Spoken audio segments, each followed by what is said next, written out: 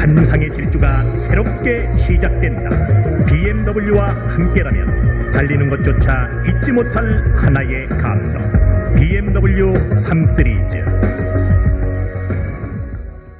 안녕하세요, 팔구브로스입니다. BMW 3 시리즈에 대한 거의 모든 것 시리즈를 다루면서 저는 한 두세 편 만에 모든 것을 끝낼 수 있을 줄 알았는데 이제서야 3세대인 236을 다루고 있으니 아직도 갈 길이 멀어. 88 올림픽이 끝나고 난 뒤 대한민국은 1990년대 초반부터 외제차 수요에 대한 관심이 꿈틀거리면서 메르세데스나 포드, 볼보, BMW 같은 여러 수입차들이 본격적으로 들어오게 되었죠. 물론 지금에야 외제차들 뿐만 아닌 슈퍼카들도 심심치 않게 볼 수 있는 대한민국이 되었지만 불과 30여 년 전인 1995년 대한민국은 그때서야 한국 수입 자동차 협회가 정식으로 설립되면서 모든 수입차들을 다 합해도 겨우 2,700대를 넘지 못했다고 하네요. 지금은 벤비아라고 일컫는 국산사 자동차들이 국내 수입차 시장을 장악하고 있지만 그때는 벤츠도 BMW도 아닌 포드와 볼보가 제일 잘 나갔고, 당시 BMW는 독일 BMW 그룹에 본격적으로 투자를 받아 BMW 그룹 코리아라는 국내 법인을 세워 오늘 소개할 3세대 236을 기점으로 여러 차량을 판매하게 되었죠. 하지만 BMW의 연간 판매 대수는 고작 200대에 불과했고, 당연히 자동차도 귀한 시절인지라 당시 대한민국에서는 상위 1%들만 수입차를 탔던 셈인데, 특히 그 중에서도 극소수만이 선택을 했던 BMW는 요즘과 달리 더욱 고급스러운 이미지가 강했던 자동차인 것 같네요. 예를 들어 요즘 3 시리즈의 이미지는 카푸어들의 자동차다, 아니면 내가 커서 면허를 딴다면 국산차는 좀 그렇고 최소 3 시리즈나 시클은 끌겠지? 라는 막연한 생각과 함께 만인의 자동차가 되었는데, 아직 89년생인 저도 3 시리즈를 못 샀. 그렇다면 거두절미하고 BMW 3 시리즈에 대한 거의 모든 것, 그 세 번째 이야기인 대한민국 1%들의 자동차였던 3 시리즈 3세대 236편을 지금 시작하겠습니다. 눈에 띄지 않는 우아함의 236, 1세대 E21과 2세대 230의 디자인은 클래식한 멋이 있었지만 당시 자동차들은 공기역학적인 개념도 잘 없던 터라 네모나고 각진 모습의 1, 2세대들은 확실히 공기저항 개수가 그렇게 좋지 않은 자동차였다고 알 수가 있죠. 하지만 1세대가 나오고 약 15년이라는 시간 동안 BMW는 더욱 발전했고, 그렇게 대망의 3세대 236은 전 세대들과는 다른 모습으로 돌고래 형상을 한 쐐기 모양의 자동차로 탄생이 되었던 것입니다. 특히 기존 3 시리즈들은 쿠페를 베이스로 세단과 외건 등 다양한 형태를 만들어왔지만 236을 디자인했던 홍콩 출신의 디자이너 핑키라인은 230을 디자인했던 클라우스 루테의 지휘 아래 긴 휠베이스를 가진 포드워 세단으로 초기 디자인을 하게 되었고, 그 결과 236의 차체는 더 길어지고 커지면서 공기역학적인 디자인과 함께 트레이드 마크인 원형 헤드램프와 키드니 그릴도 새로운 모습으로 바뀌게 되었죠. 그래서 초창기 236은 더 이상 쿠페가 아닌 포드워 세단으로만 먼저 출시가 되었고, 그렇게 1990년 236이 첫 등장했을 당시 유럽의 언론들은 이탈리아 자동차만큼 시크하고 메르세데스만큼 견고하며 아우디만큼 넓은 이미지를 다 아우르는 멋진 차라고 236을 소개했다고 하네요. 하지만 겉모습만 번지르르하고 속이 빈 강정이었다면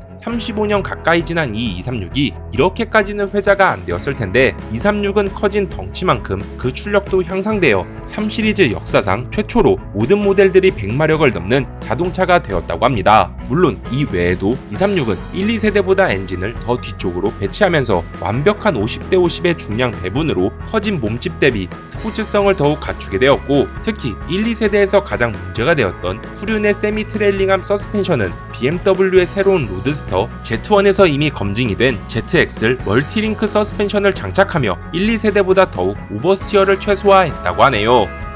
양의 탈을 쓴 236 M3, BMW 임원진들은 1세대 M3를 첫 출시할 때 고성능 차라는 점에서 제품에는 자신이 있었지만, 그렇다고 230보다 1.5배나 비싼 이 자동차를 과연 고객들이 구입을 할까라는 의문이 있었죠. 하지만 그 우려가 무색하게도 1세대 M3는 쿠페와 컨버터블 모델만 있었지만 18,000대나 팔리게 되었고, 이에 BMW는 레이싱과 실용성을 아우르는 고성능 자동차의 새로운 시장을 보게 되면서 그렇게 2세대 M3는 쿠페 외에도 컨버터블과 대망의 세단 형태로도 출시되어 18,000대가 팔렸던 1세대보다 약 4배가 더 많은 7만 대 정도가 판매되었다고 하네요.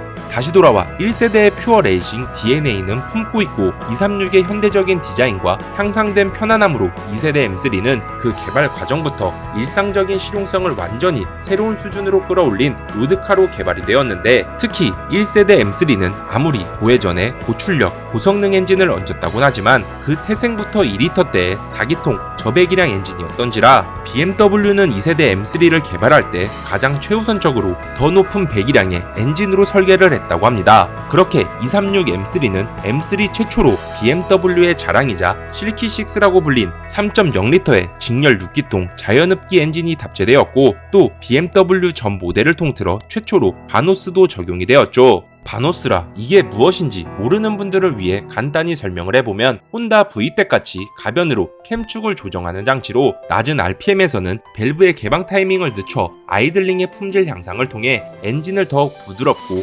안정된 상태로 만들며, 반면 높은 RPM에서는 밸브를 조기에 개방하여 최대 토크를 뿜어내면서도 연료 감소 및 배기가스의 배출까지 낮춰버리는 그야말로 BMW의 혁신적인 결과물이었던 것입니다. 물론 토요타나 닛산, 현대자동차도 비슷한 기술들이 있지만, 어쨌든 BMW는 바노스를 236 M3에 처음 적용하여 3.0 자연흡기 엔진을 286마력이라는 힘으로 끌어냈고, 이는 오늘날의 3000cc 자연흡기인 다른 엔진들과 비교를 해봐도 충분한 수준이라고 하네요. 이 외에도 236 M3의 외관은 공기역학적인 디자인이 가미된 236에서도 더욱 공기 저항을 줄이기 위해 M 사이드 미러와 앞뒤로는 스포일러를 장착했고, 추가로 17인치 특수휠과 3cm 낮아진 셰시를 통해 더욱 낮아진 무게중심으로 보다 세심한 핸들링이 가능했다고 합니다. 마지막으로 보통 요즘 차들은 페이스리프트가 된다면 거의 외관 디자인과 실내만 바뀌어서 출시되는 경우가 허다한데,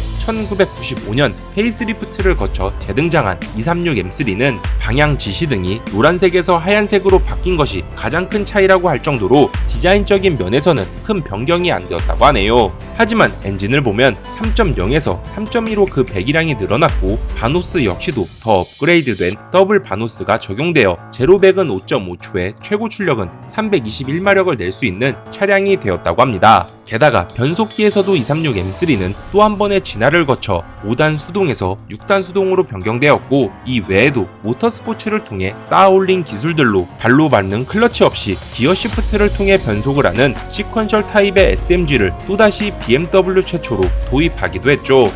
요즘 차와 비교한다면 이게 뭔 대수인가 싶지만, 이때는 1995년이란 사실이고, 심지어 당시 한국은 제대로 된 스포츠카도 아닌 스포츠 루킹카였던 스쿠프가 딱 단종이 되면서 TV론이 탄생하던 시절이었.